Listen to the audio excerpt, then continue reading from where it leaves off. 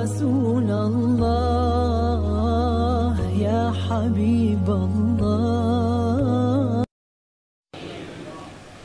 آج جو پروگرام منعقد کیا گیا، جلسے تقاریر تو آپ بہت سماعت کرتے ہیں، الحمدللہ یہ بھی اسی کا ایک جز، اسی کا ایک حصہ ہے۔ تقریروں میں بھی آپ نے سماعت کیا جوانی کیا ہے، جوانی کی اہمیت کیا ہے، لیکن شاید کہ میں سمجھتا ہوں کہ نوجوان اس میدان میں اس طریقے سے نہ سمجھ پاتے ہوں، تو ہم نے یہ طریقہ منعقد کیا۔ آج اس پروگرام میں آپ کو یہ بتایا جائے گا کہ جوانی اللہ کی نعمت ہے، اس کی حفاظت ہم تمام نوجوانوں کے اوپر فرض ہے، اور اگر آپ اپنی نسل کی بقا چاہتے ہیں، اپنے خاندان کی سرخ روئی چاہتے ہیں، اپنے خاندان کو بڑھانا چاہتے ہیں، تو اپنی جوانی کی حفاظت کریے۔ اسلام کا پیغام اور آج کا نوجوان، ایک ہیڈنگ اور آپ نے پڑھا ہوگا کہ نوجوان خود اپنی جوانی کی بربادی کے ذمہ دار، اور سبب کیا ہے اس کا، جوانی وہ کیسے اور کہاں برباد کر رکھے ہیں۔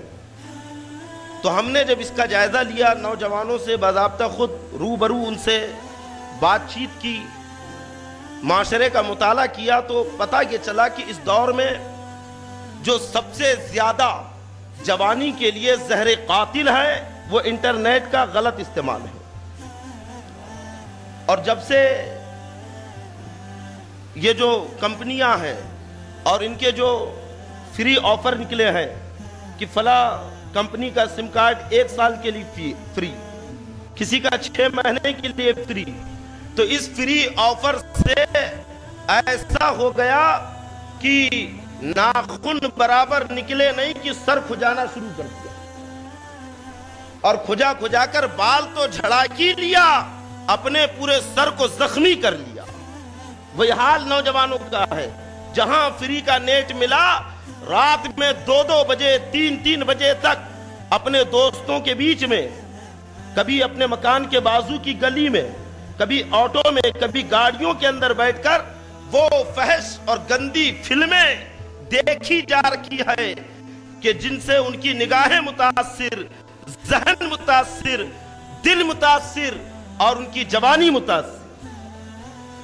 میں آپ کو بتاؤں کہ یہ جو پورنوگرافی ہے، پورنوگرافی سبھی سمجھتے ہوں گے کس سے کہتے ہیں، یہ بیہودہ، یہ گندی، یہ شہوت آمیز، یہ سیکسی فلمیں، اس کی ہسٹری کیا ہے، اس کی تاریخ کیا ہے، ان فلموں کا ایجاد کیوں ہوا، مرد عورت کو برہنہ کر کے ان کے غلط پوز لے کر لوگوں کے سامنے کیوں رکھا گیا، اس کی تاریخ آپ جانتے ہیں۔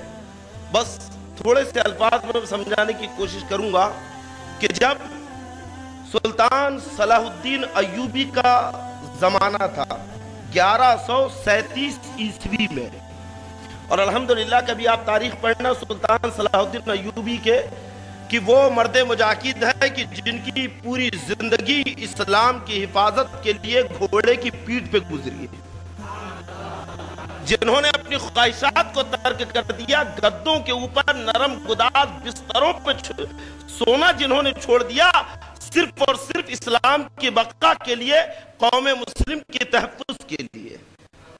اور اللہ نے وہ طاقت، وہ حوصلہ، وہ قوت عطا فرمائی کہ آپ کی فوج، آپ کی سپاہ گری میں فتح پہ فتح حاصل کرتی گئی، یہاں تک کہ صلیبیوں کو ہر میدان میں شکست فاس ملی۔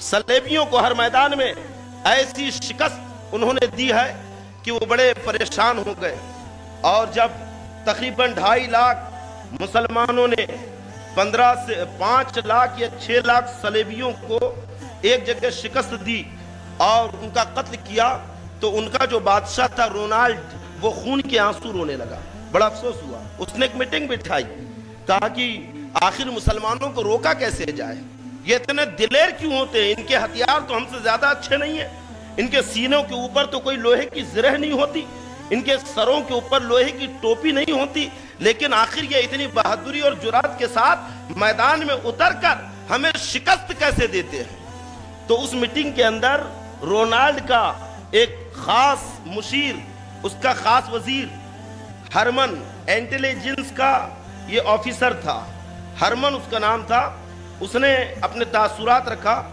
اور اس نے کہا کہ اے رونالڈ، تجھے خبر نہیں ہے کہ یہ مسلم مجاہد ہیں، یہ مسلم نوجوان ہیں، یہ الحمدللہ اپنے اندر ایک چیز رکھتے ہیں، ان کے اندر ایک دنیا آباد ہے جس دنیا کو وہ ایمان کہتے ہیں، اور ان کا یہی ایمان ہر میدان میں انہیں فتح دیتا ہے، ہر میدان میں ان کا ایمان انہیں جرات کے ساتھ دشمن کے سامنے ثابت قدم رکھتا ہے، اور یہی ایمان ہے جو انہیں جھکنے نہیں دیتا، پیچھے نہیں آنے دیتا۔ رونالڈ کہتا ہے آخر ان کا ایمان قائم کیسے ہے اور ایمان ان کا مٹے گا کیسے؟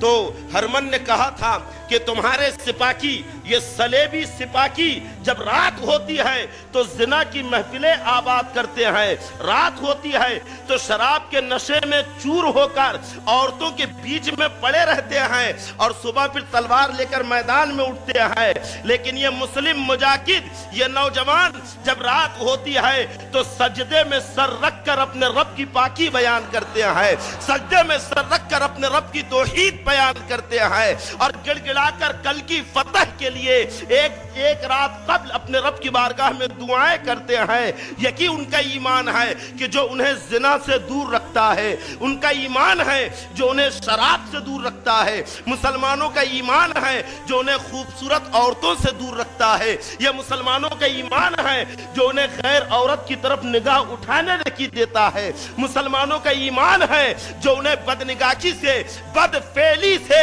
گندے خیالات سے، بیہودہ تصورات سے ان کی حفاظت کرتا ہے۔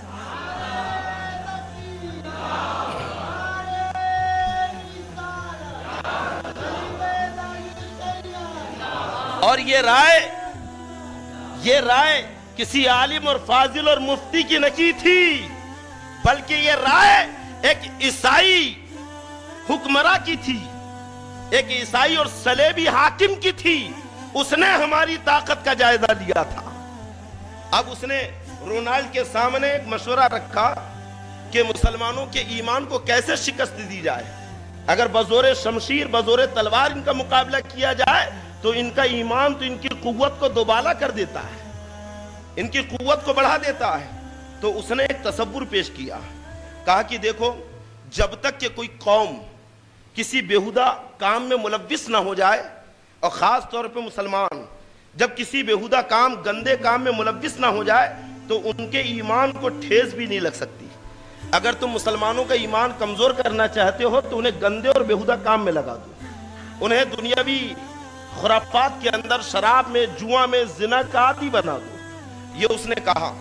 تو ہرمن نے کہا تھا ان کے بادشاہ نے، رونالڈ نے، کہ اے ہرمن، تم کہاں کی بات کرتے ہو؟ تم یہ چاہتے ہو کہ ہم مسلم فوج کے اندر مسلم نوجوانوں میں عیسائی لڑکیوں کو بھیجے؟ تو میں تمہاری بات سے متفق نہیں، کیونکہ بارہا اس کا تجربہ کیا جا چکا ہے کہ ہم نے اپنی نوجوان لڑکیوں کو کم کپڑوں میں برہنہ کر کے مسلم فوجوں کے اندر کئی بار بھیجنے کی کوشش کی، لیکن وہ تو عقیدے کے ایسے پکے نکلے کہ انہوں نے نگاہ اٹھا کر ان لڑکیوں کو دیکھا بھی نہیں، ان کے طرف ذرا سی نظر بھی نہیں کی، بلکہ اس کا الٹا ہو گیا کہ کئی عیسائی لڑکیاں مسلمانوں کی پاکیزگی، مسلمانوں کے نگاہوں کی طہارت اور ان کے کردار کو دیکھ کر مسلمان ہو گئی۔ ہم یہ قدم نہیں اٹھا سکتے۔ تو دیکھیے، سب سے زہریلا مشورہ اس نے اس وقت دیا تھا، اور پورنوگرافی کی بنیاد اس نے ڈالی۔ کہتا ہے کہ اے بادشاہ، تم نے مسلم مجاہد کے سامنے سیدھے عورت کو بھیج دیا، وہ کیا اس کی طرف مائل ہوگا؟ ارے پہلے اس کا تصور پیش کرو، پہلے اس کی رنگینیاں اس کے دماغ میں لاؤ، پہلے عورت کو ایکسپٹ کرنے کا اس کا مزاج بناؤ۔ ہرمن اس کی بات سن کر ایک دم سنجیدہ ہو گیا، ہے نا؟ بادشاہ ہرمن کی بات سن کر آخر میں کہتا ہے کہ تم کہنا کیا چاہتے ہو؟ تو وہ کہتا ہے کہ بادشاہ، کسی غور سے سننا نوجوان، کسی عورت کی طرف مائل کرنے کے لیے سب سے پہلے ضروری ہے کہ اس نوجوان کا ذہن بنایا جائے۔ زنا کرانے کے لیے پہلے زنا کا ذہن بنایا جائے۔ تو کہا کیسے ہوگا؟ تو پھر اس نے تاریخ کا سب سے خطرناک ہے نا، سب سے خطرناک زہر اس نے سامنے رکھا کہ ہم مصوروں کو پکڑ کے کپڑوں کے اوپر، اس زمانے میں کوئی پرنٹر نہیں تھے، مصور ہاتھ سے تصاویر بناتے تھے، تو کپڑوں کے اوپر مرد عورت کی بد فعلی کرتے ہوئے الگ الگ انداز میں امیجز تیار کریں. اسی کو کہتے ہیں پورن. بولیے آپ، اسی کو کہتے ہیں نا پورنوگرافی. تو بڑا متاثر ہوا، اس نے یہ کام کیا.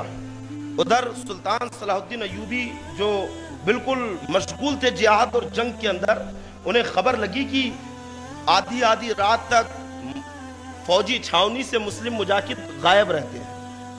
تو صلاح الدین ایوبی کو بے چینی ہوئی، آخر کیا بات ہے؟ تو ایک مرتبہ رات میں بھیس بدل کے وہ نکلے پیچھے پیچھے سپاہیوں کی، جاتے کہاں؟ تو کیا دیکھتے ہیں جہاں ان کی فوجی چھاونی تھی تو کچھ دور پر ایک قافلہ رکا ہوا ہے، اور قافلے والے بظاہر مسلمان ہیں، مسلموں کا لباس، ان کے چہرے، ان کا انداز. اور جب اندر گئے سلطان صلاح الدین ایوبی ایک دم خیمے کے اندر داخل ہو گئے تو کیا دیکھتے ہیں کہ ان کے سپاہی بیٹھے ہوئے ہیں اور ان کے ہاتھوں میں، ان کے سامنے ایسی گندی اور بیہودہ تصاویر ہے. حضرت سلطان صلاح الدین ایوبی نے جب دیکھا تو دنگ رہ گئے وہ کیا ہے یہ؟ اور پھر خبریں ملنے لگی کہ مصر کے اندر، حلب میں، موصول میں، الگ الگ علاقوں کے اندر غلط تصاویر دکھانے کے، پورنوگرافی کے قباہ خانے کھل گئے. انہیں جب یہ خبر ملی تو بڑے بے چین ہوئے. اور جانتے ہیں مسلمانوں، سلطان صلاح الدین ایوبی نے اپنی بڑھتی ہوئی مہم، اپنی جاری جنگوں کو روک دیا. کہا کہ ابھی مجاہدوں کو ہم اگلی جنگ میں لے جا نہیں سکتے، کیونکہ نہ جانے کتنے نوجوان ان میں ان پورنوگرافی کے غلط تصاویر کے عادی بن چکے ہیں. صلاح الدین ایوبی نے کہا کہ میں ایسے نکما اور بزدلوں کو لے کر کبھی فتح حاصل نہیں کر سکتا. یہ صلاح الدین ایوبی کا اسٹیٹمنٹ ہے کہ جو شہوت کی طرف جاتا ہے، جو جنسیات کی طرف جاتا ہے، جو عورتوں کا رسیہ ہو جاتا ہے، جس نوجوان کے دماغ میں دنوں رات عورت چھائی رہتی ہے، وہ مرد مجاہد نہیں ہوتا. وہ میدان میں کبھی ڈٹ کر مقابلہ نہیں کر سکتا، کیونکہ اس کی طاقت کمزور ہو جاتی ہے، اس کا ایمان کمزور ہو جاتا ہے. اور جہاد میں فتح کے لیے سب سے پہلی شرط ہے ایمان کا مضبوط ہونا. آئی بات سمجھ میں؟ آج نوجوان جن برائیوں کے اندر مبتلا ہے، اس سے صرف تمہاری صحت ہی متاثر نہیں ہو رہی ہے، سب سے پہلے تمہارا ایمان خراب ہو رہا ہے، تمہارا ایمان متاثر ہو رہا ہے، تمہیں عقیدے میں کمزور کر رہا ہے. اس لیے آج ہم نے یہ پروگرام سجایا کہ نوجوانوں کو آگاہ کیا جائے کہ بے خبری میں وہ کتنے برے کام کر رکھے ہیں. سلطان صلاح الدین ایوبی نے ایک بھرے مجمع میں خطاب کیا اور کہا کہ اے لوگوں، ہر قوم کی طاقت اس کا کردار ہوا کرتا ہے. جب تک ہمارا کردار اچھا تھا ہم سب سے زیادہ طاقتور تھے. دشمن ہماری اصل طاقت کو پہچان چکا ہے. اب وہ میدان میں مقابلہ نہیں کرے گا، اب وہ تلوار لے کر سامنے نہیں آئے گا، اب وہ پیچھے سے ہمارے اندر گھس کر ہماری طاقت کو مسمار کرے گا، ہماری طاقت کو وہ بانٹ دے گا، نوجوانوں کی تخریب کاری کرے گا، ان کے ذہنوں کو خراب کر دے گا. یہ ہے پورنوگرافی کی تاریخ. دور بدلتا گیا. پہلے کپڑوں کے اوپر بیہودہ تصاویر بنائی گئی، اس کے بعد باقاعدہ لکڑیوں سے پورنوگرافی کی تصاویر برطانیہ کے اندر اور یورپ کے کئی ممالک میں اس زمانے کے اندر بڑے بڑے باغیچے ہوتے، اور ان باغیچوں کے اندر درختوں کو ایسا تراشا جاتا جیسے یہ مرد، یہ عورت اور یہ آپس میں برا کام کر رہے ہیں. دور دور سے لوگ دیکھنے آتے. اور جب 18ویں صدی شروع ہوئی تو 18ویں صدی میں انہوں نے اسے الگ رنگ دیا اور نئے طریقے سے اس کے اوپر کام شروع ہوا. اور جب 1839 عیسوی میں کیمرہ ایجاد ہوا تب تو غضب ہو گیا. اب تک لکڑیاں استعمال ہوتی تھی، پتھروں سے مورتیاں بنا کر پورنوگرافی تیار کی جاتی تھی. جب کیمرہ ایجاد ہوا تو زندہ مرد اور عورتوں کو برہنہ کر کے ایک جگہ کھڑا کر کے پورنوگرافی کی ایجاد کی گئی. اور پھر یہ کم نہیں ہوا، دن بدن ڈیولپ ہوتا گیا، بڑھتا گیا. اور آج جو آپ دیکھ رکھے ہیں حالات، قسم خدا کی یہ اتنا بڑا زہر ہے مسلمانوں، اور اس سے متاثر تو ساری قوم ہے۔ جنہوں نے ایجاد کیا وہ خود اس سے نہ بچ سکے، آج وہ خود اولاد پیدا کرنے کے قابل نہیں رہے۔ آئی بات سمجھ میں؟ ہمارے ڈاکٹرز آپ کو بتائیں گے ابھی کہ پورا یوروپ آج اس سے پریشان ہے۔ آج ان کے یہاں پہ مشینی بچے پیدا کیے جا رہے ہیں، ٹیسٹ ٹیوب بیبی۔ آئی بات سمجھ میں؟ مشینوں سے بچے پیدا ہو رہے ہیں۔ مردوں کے اندر صلاحیت نہیں رہی کہ بچے پیدا کرے۔ کیوں؟ اس لیے کیونکہ یہ غلط اور پورنوگرافی گندی چیزوں نے ان کے ذہنوں کو اتنا خراب کر دیا ہے کہ انہیں اس اعتبار سے ناکارہ اور نکمہ کر دیا، اور یہ ان کی رائے ہے۔ ابھی آپ دیکھیں گے، آپ کو بتایا جائے گا پروجیکٹر کے اوپر میں کہ بڑے بڑے ماہرین اطباء کی رائے ہے کہ جو دن و رات سیکسی خیالات میں ڈوبا رہتا ہے، جو دن اور رات شہوت کے خیالات اپنے دماغ میں لاتا ہے، جس کو دل و دماغ میں گندے تصورات رہتے ہیں، اس کی مردانگی ختم ہوتی رہتی ہے، وہ پھر مرد نہیں رہتا۔ آئی بات سمجھ میں؟ اور نوجوان جب یہ گندی بیہودہ غلط فلمیں دیکھتے ہیں تو ان کا ذہن، جیسے ڈاکٹر الیاس صاحب نے بتایا، آدمی ڈاکٹر ذاکر صاحب نے کہ آدمی جو دیکھتا ہے اسے کرنے کی کوشش کرتا ہے۔ آئی بات سمجھ میں؟ نوجوان رات میں دیکھتے ہیں بڑے بے چین ہو جاتے، بڑے بےتاب، ایک ہیٹ، ایک گرمی ہوتی جو ان کے خون کے اندر ابال پیدا کر کے اٹھتی ہے۔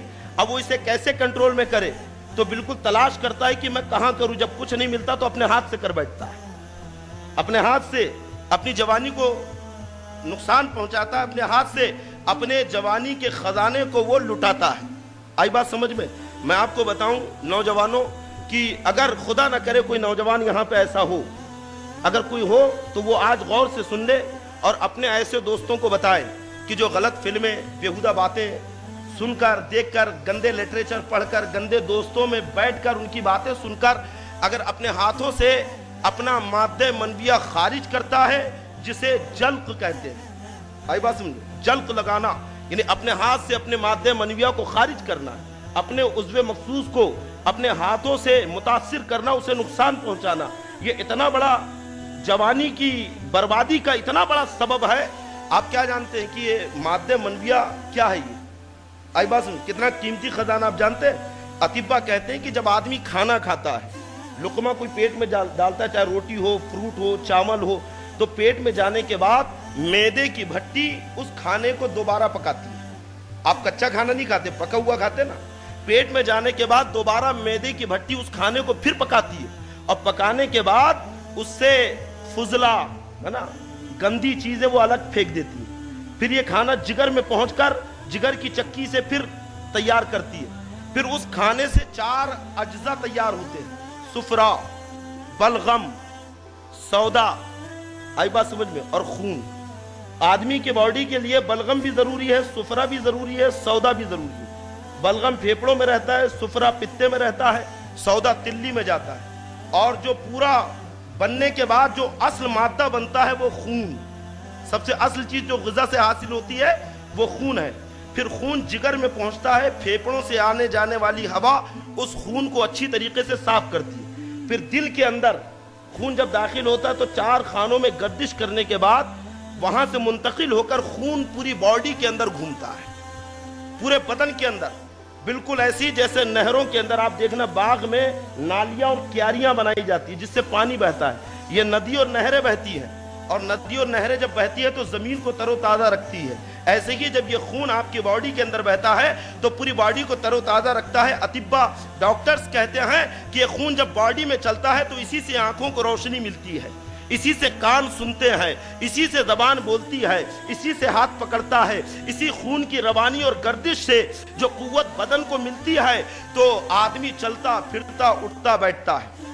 اور جب پوری رگوں میں خون گھومنے کے بعد واپس اپنے مستقر میں جاتا ہے تو یوں ہی نہیں جاتا، بلکہ پوری باڈی کے اصل اجزات کو، پورے باڈی کے کمالات کو ایک ایک جوڑ سے، ایک ایک بال سے، ایک ایک ہڈی سے کھینچ کر خون اپنے مستقر میں پہنچتا ہے، اور پھر وہاں پہنچنے کے بعد اس خون سے منی بنتی ہے۔ آئی بات سمجھ میں؟ اتنی آسانی سے نہیں بنتی ہے منی۔ آئی بات سمجھ میں؟ پیشاب تو پہلی بن گئی ہے نا، فضلہ تو پہلی بن گیا، اور پھر اس غذا سے صفرا، سودا ہے نا، یہ ساری چیزیں بنی، خون بنا، خون نے پوری باڈی کو غذا پہنچایا، اس کے بعد پھر جا کر माद्दे मनविया बनता है। कितनी मेहनत से बना।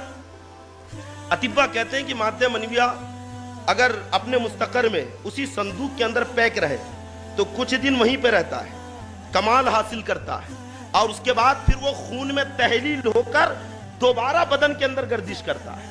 और जब माद्दे मनविया खून में शामिल होकर दोबारा बदन के अंदर दौड़ता है, गर्दिश करता है, तो फिर बदन के अंदर अल्लाह और मजबूती और ताकत, आंखों में सुर्खी, चेहरे के ऊपर चमक, है ना, दिल के अंदर हौसले, बदन के अंदर हिम्मत और जुर्रत पैदा करता है। ये जुर्रत और हिम्मत कब पैदा होती है बदन में? आंखों में सुर्खी, चेहरे पे जलाल कब आता है?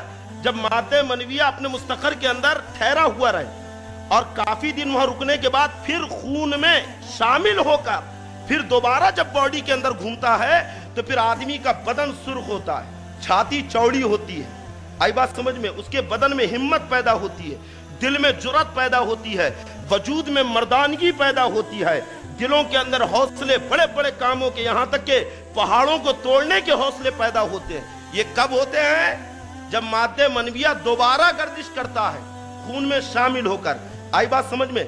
लेकिन हमारे नौजवान, आई बात समझ में, उसे वहां ठहरने ही नहीं देते, उसे वहां रुकने नहीं देते, मुस्तकर में माद्दे मनविया को कयाम नहीं करने देते, और ये माद्दे मनविया को गंदी, बेहुदा,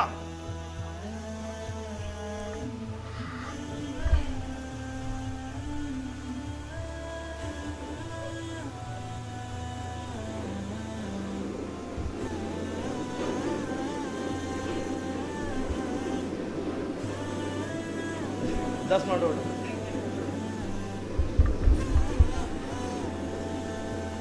आप इत्मीनान से सामने आ जाए, सामने भी नशिस्तों का इंतजाम है। एक बहुत बड़ी तकलीफ से बचने के लिए आज थोड़ी सी तकलीफ आप उठा लें इंशाअल्लाह। अगर आज आपने थोड़ी सी गर्मी, थोड़ी सी तकलीफ बर्दाश्त कर ली तो आइंदा बहुत बड़ी तकलीफ से आप बच जाएंगे। और ये पैगाम को यहां महदूद ना रखें बल्कि अपने दोस्तों को बताएं।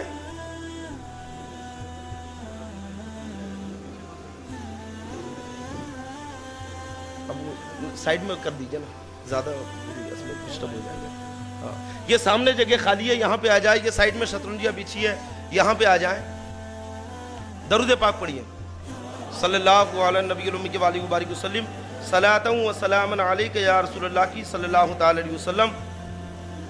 अतिब्बा का कहना है कि जब माद्दे मनविया कयाम करता है अपने मुस्तकर के अंदर, जहाँ पे वो ठहरता है, और कहाँ ठहरता है आप जानते हैं? माद्दे मनविया कहाँ रहता है? अल्लाह फरमाता है कि खलकल वला क्या है, सुल्बी वला रदमिन, क्या है, यखरुजो मिन बैनी सुल्बी व तराइब, है ना। देखिए जहन में आयत नहीं आ रही थी। अल्लाह फरमा रहा है यखरुजो मिन बैनी सुल्बी व तराइब, कि हमने आदमी को रीढ़ की हड्डी और सीने की हड्डी से निकाला है ना। तो माद्दे मनविया मर्द की रीढ़ की हड्डी में रहता है। आई बात समझ में? इसलिए जो बहुत ज्यादा जल्क लगाने के, हस्त मैथुन के, अपने हाथ से मनी निकालने के आदी होते हैं, उनकी कमर में बहुत दर्द होता है। आई बात समझ में?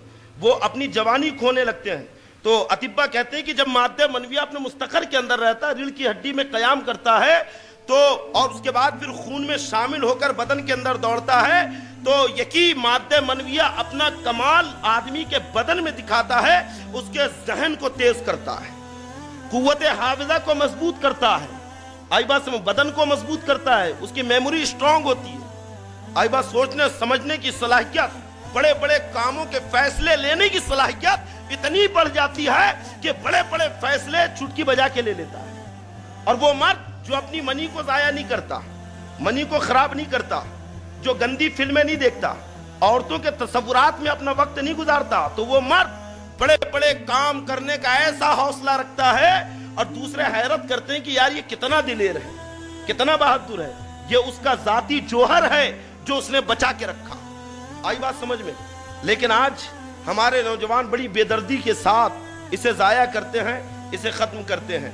मैंने किताब के अंदर पढ़ा है, पुराने हकीम का तजुर्बा है, वो लिखते हैं कि हमने अपने बुजुर्गों से सुना है कि मनी की हिफाजत की उम्र क्या है। समझे?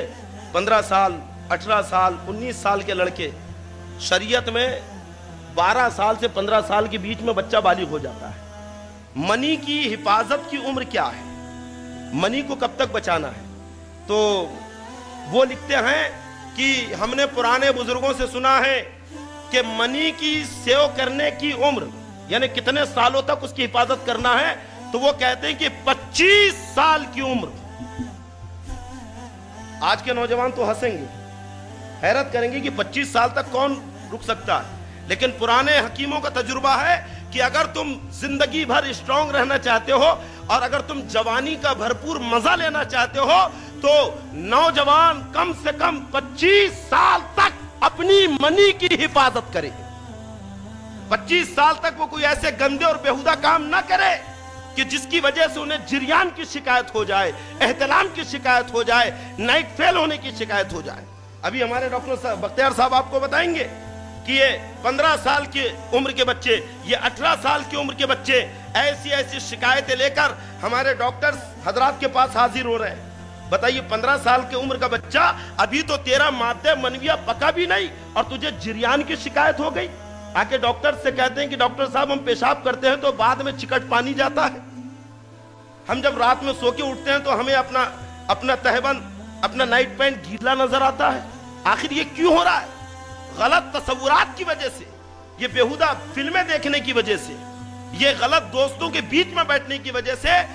फिर मैंने जिस किताब से ये मैंने अखज़ किया है उसमें हजरत अल्लामा अब्दुल अलीम मेरठी रहमतुल्लाह अलैह लिखते हैं कि ऐ नौजवानों, हम तुम्हें तुम्हारी जवानी का वास्ता देते हैं।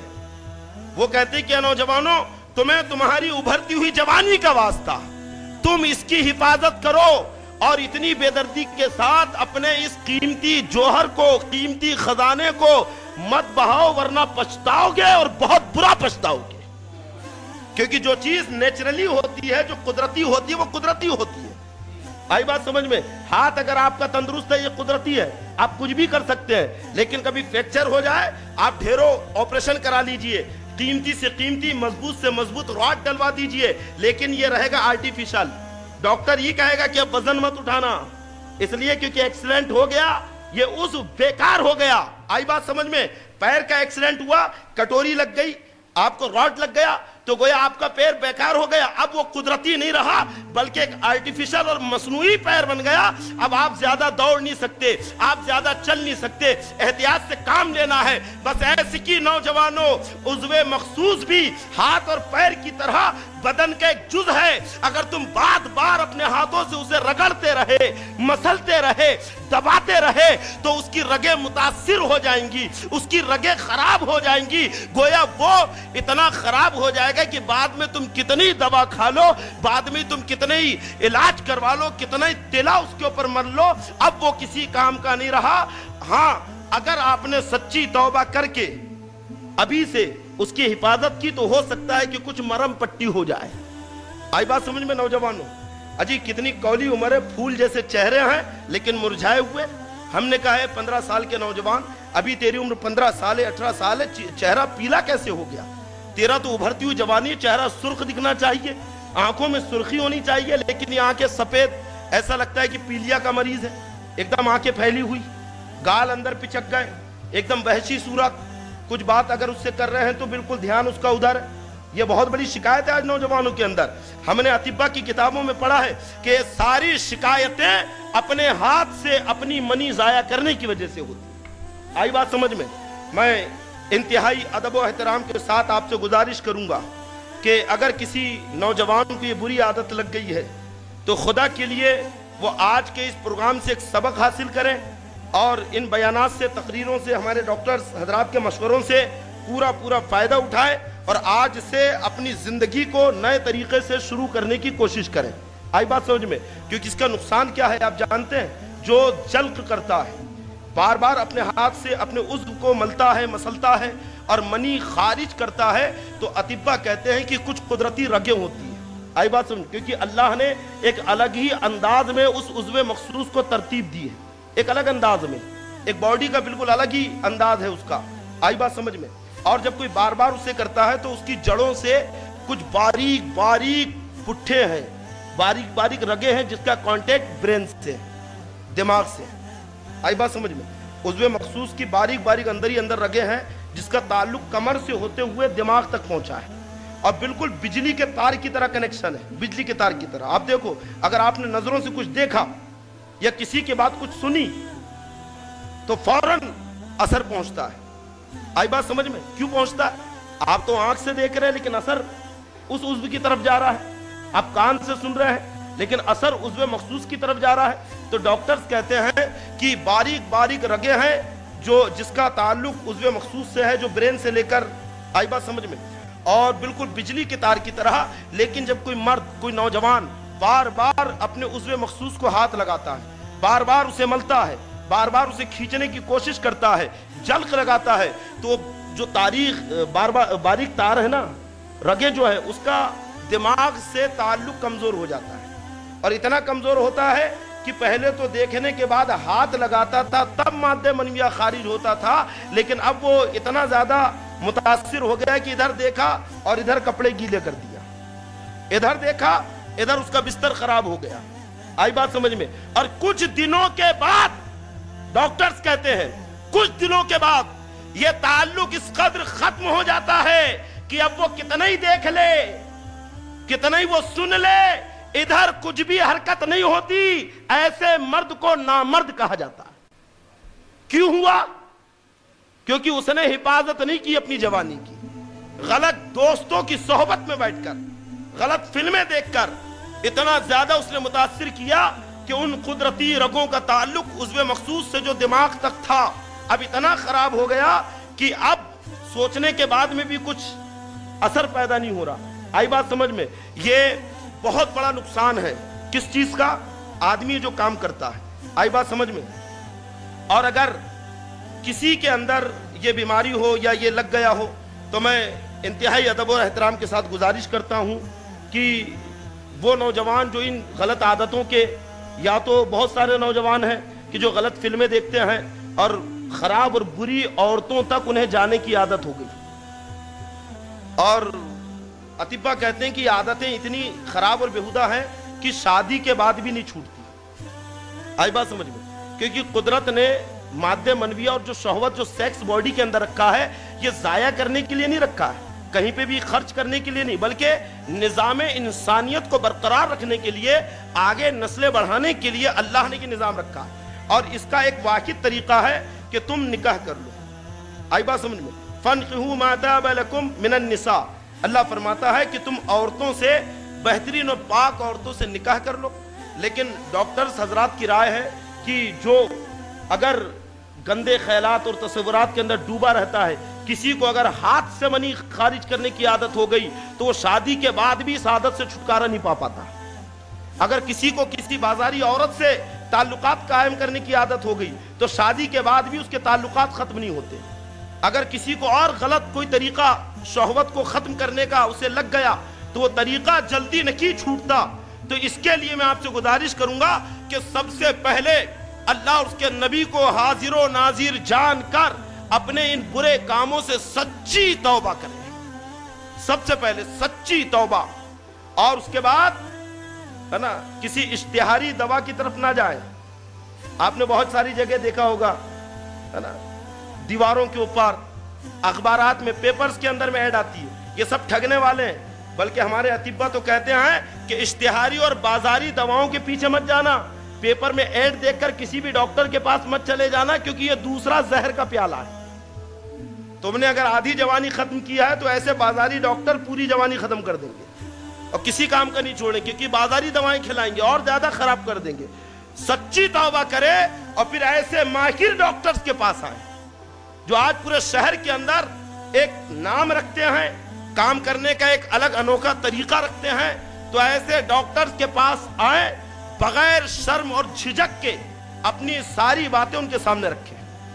ہم نے ایسا کیا, جو بھی آپ کا کلیئر جب تک آپ بتائیں گے نہیں, اور جیسا جیسا ڈاکٹرز آپ سے کہیں ویسا آپ مشورہ کریں, ان کی دوائیں کھائیں, ان کی باتوں کو آپ مانیں, تو انشاءاللہ امید ہے کہ کچھ مرم پٹی ہو جائے گی. آئی بات سمجھ میں؟ کچھ نہ کچھ آپ کا کام بن جائے گا. ورنہ پھر جیسے ڈاکٹر ذاکر صاحب نے بتایا کہ ایک لڑکے کی شادی ہونے والی ہے اور ڈاکٹر صاحب کے سامنے سر جھکا کے کھڑا ہے کہ حیرت آگے میں کیسے اپنی زندگی قائم کروں گا، مجھے اپنی جوانی مردانگی کے اوپر شک ہے. بتائیے یہ شک کیوں پیدا ہو رہا آپ کو اپنی مردانگی کے اوپر؟ آپ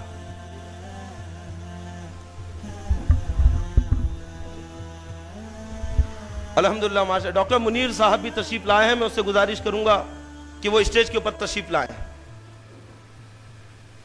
دیکھیے یہ سب ڈاکٹر خود ہو کے تشریف لا رہے ہیں. کیوں؟ آپ لوگوں کے لیے. آئی بات سمجھ میں؟ آپ ان کی قدر کریں، اور آج جو میسج پیغام آپ کو دیا جا رہا ہے اپنے دل و دماغ کے اندر اس پیغام کو آپ بسا کے لے کے جائیں. آئی بات سمجھ میں؟ تو سچی توبہ کریں. ماہر ڈاکٹر کے پاس آئیے، ڈاکٹر صاحب آپ اپنا علاج کرائیں اور ان کی رائے پر، ان کے مشوروں پر آپ عمل کریں. میں امید کرتا ہوں کہ انشاءاللہ کچھ نہ کچھ آپ کا علاج ہو جائے گا. آپ کو شرمندگی اٹھانا نہیں پڑے گی، ورنہ یہ اتنا بڑا مسئلہ ہے کہ شادی کے بعد مرد اپنی جوانی جو اپنے ہاتھ سے برباد کر دیتا ہے، اپنے ہاتھ سے اپنی جوانی جو تباہ کر دیتا ہے، تو شادی کے بعد وہ عورت کو منہ دکھانے کے لائق نہیں رہتا ہے. اپنی بیوی کے سامنے شرمندہ ہوتا، نظریں جھکا کے رہتا ہے. وہ اس قابل نہیں. اگر کوئی پاک دامن اچھے خاندان کی کم سخن شریف لڑکی اگر اس کے دامن سے بندھ گئی تو زندگی بھر وہ اپنی قسمت کو کوستی رہتی ہے اور کہتی کہ میرے ماں باپ کو پہلے تحقیق کرنا تھا. لیکن ماں باپ کی بھی کیا غلطی، کیونکہ آدمی کی پیشانی پہ لکھا نہیں رہتا ہے. آئی بات سمجھ؟ تو ایسی بچیاں جو خاندانی ہیں، کم سخن ہیں، زیادہ بول نہیں پاتی، سیدھی سادھی لڑکی زندگی بھر قسمت کو اپنے کوستی، اور اگر کوئی تیز ترار لڑکی اگر ہاتھ لگ گئی تو پھر پورے شہر میں تمہارا جنازہ نکال دے گی. آئی بات سمجھ میں؟ اس لیے نوجوانوں اپنی جوانی کی حفاظت کرو اور اس قیمتی خزانے کو یوں ہی برباد مت کرو. یہ آپ کے اوپر لازم ہے اس کی حفاظت کرنا.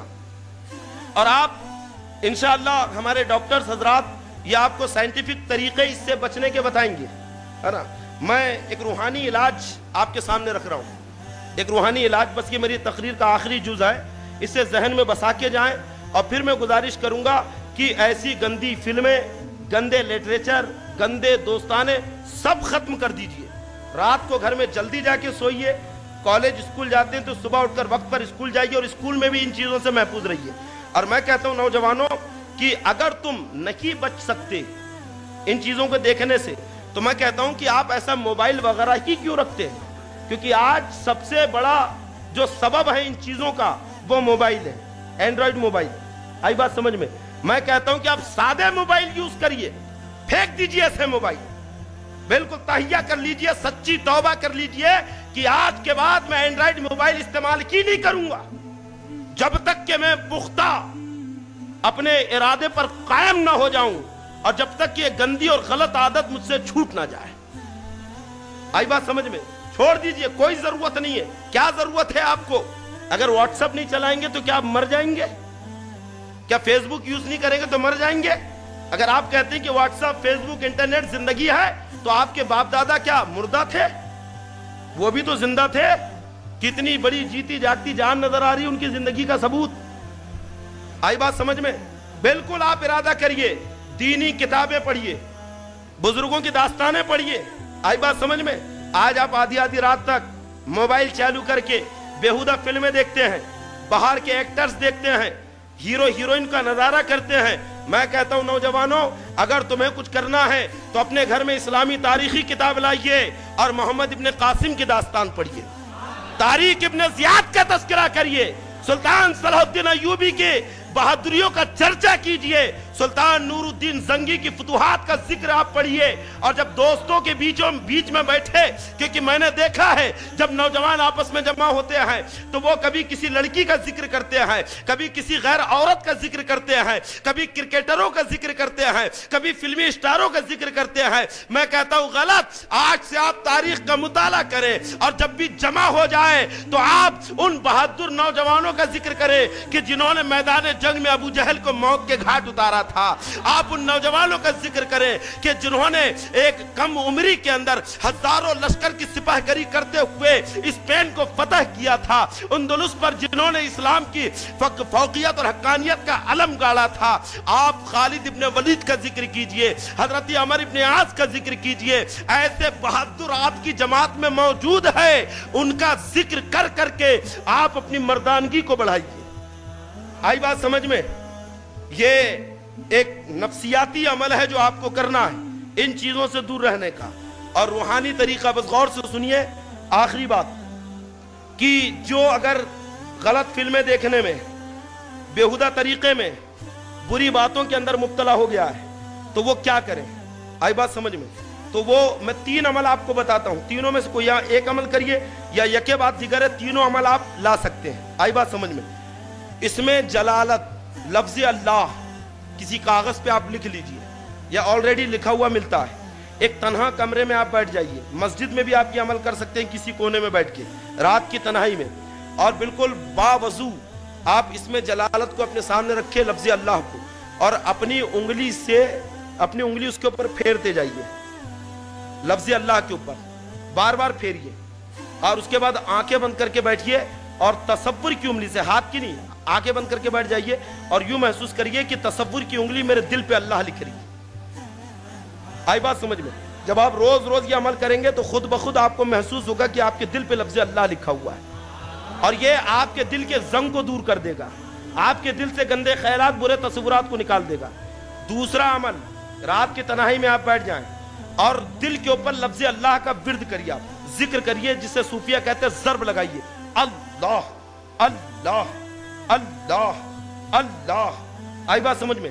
بالکل ایسا ضرب لگائیے کہ دل ہل جائے, ہے نا, بالکل دل دہل جائے, اور اس کے بعد خاموش بیٹھ جائیے اور اب دل کے اوپر پوری توجہ, پورا دماغ آپ کھینچ کے لائیے اور دل کے اوپر لگا دیجئے اور غور کریے کہ آپ کا دل اللہ کہہ رہا ہے کہ نہیں. آئی بات سمجھیں؟ آپ 1 دن کریے, 2 دن, تیسرے دن, چوتھے دن سے آپ خود سنیں گے کہ آپ کا دل اللہ کہہ رہا ہے. اور آپ روز یہ عمل کریے, پہلے 5 منٹ کریے, پھر 6 منٹ کریے, پھر 7 منٹ کریے, روز 1-1 منٹ بڑھائیے, اور جب آپ آدھا گھنٹے تک پہنچ جائیں گے تو آپ محسوس کریں گے کہ اگر آپ دوستوں کے بیچ میں بھی بیٹھے تو دل اللہ اللہ کر رہا ہے. آپ کالج میں بیٹھے ہیں, قلم چل رہا ہے, زبان سے آپ بات کر رہے ہیں, لیکن دل اللہ کہہ رہا ہے. آئی بات سمجھ میں؟ یہ دوسرا عمل. اور تیسرا عمل یہ ہے کہ آپ باوضو, بالکل وضو کر کے 4 دانوں, یعنی جیسا ہم بیٹھتے ہیں نا پالٹی مار کے, 4 دانوں آپ بالکل بیٹھ جائیے اور یہ ہاتھ کو اس طریقے سے رکھیے. دیکھیے دکھ رہا ہے نا لفظ اللہ لکھا ہوا, ہاتھ کو ایسا رکھیے اور بالکل, ہے نا, اپنے گھٹنوں کے اوپر میں, اور اس کے بعد ناف سے, یہ جو بوملی ہے نا ناف, تو بالکل آپ کو زبان سے کچھ نہیں کہنا ہے, نہ دل میں کچھ کرنا ہے, بس تصور کرنا ہے کہ آپ ناف سے اپنی سانس کو کھینچ رہے ہیں. اور کیسا؟ لا الہ, ہے نا, جیسی کا لا الہ, تو بالکل ایسا محسوس ہونا چاہیے کہ سانس آپ کی چڑھتی ہوئے دماغ تک آئی, اور جیسی دماغ تک آئی تو آپ پھر الا اللہ, تو جو الا اللہ ہے وہ دل میں گرانا ہے, لا الہ الا اللہ. 3 بار کرنا ہے ایسا, ناف سے سانس کھینچتے ہوئے لانا, زبان سے کچھ نہیں کہنا ہے, صرف تصور کرنا ہے. اور جب 3 بار ہو جائے تو چوتھی بار پھر ناف سے سانس کو زور سے کھینچنا اور بالکل بیٹھے رہنا خاموش, سانس کو بالکل روک کے رکھنا ہے, خاموش بیٹھے رہنا, جتنی کیپیسٹی آپ کی, 5 سیکنڈ 10 سیکنڈ, جتنی دیر تک. اور جب دم بھرنے لگے تو پھر سانس کو ناک سے چھوڑنا, منہ سے نہیں. آئی بات سمجھ میں؟ اور پھر اس کے بعد 3 بار وہی عمل کرنا ہے. کون سا؟ لا الہ الا اللہ. 3 بار کریں, پھر چوتھی بار آپ پھر سانس روک لیں. ایسا پہلے دن آپ 3 منٹ کریے. کتنا؟ 3 منٹ, یا 3 دن تک 3 منٹ کریے. اس کے بعد میں پھر 1-1 منٹ آپ روز بڑھاتے جائیے. میں کہہ رہا ہوں قسم خدا کی 40 دن نہیں گزریں گے کہ آپ کا دل آئینے کی طرح صاف ہو جائے گا. اور پھر اگر کوئی دوست آپ کو کتنے برائی کی طرف بلائے تو وہ بزرگ, وہ اللہ والے کہ جو اپنی جوانی میں عیاشیوں میں مبتلا تھے, ایسے نوجوانوں کے بیچ میں بیٹھ کر گناہ کرتے تھے, لیکن جب کسی اللہ والے کی صحبت میں گئے اور توبہ کر لی انہوں نے, اللہ نے ان کی توبہ قبول کی. يا شفيعنا يا محمد صلى الله عليه وسلم.